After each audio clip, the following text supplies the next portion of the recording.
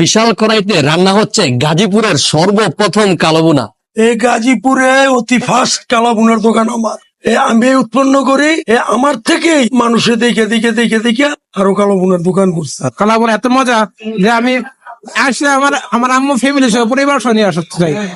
জি, এই কালাবোনা খাইতে গেলে মনে করেন বাসায় আর মনে করেন খাইতে মন চায় না, সবসময় মনে করেন এখানে আসতে মন চায়। আপনার কাছে কেমন লাগতেছে?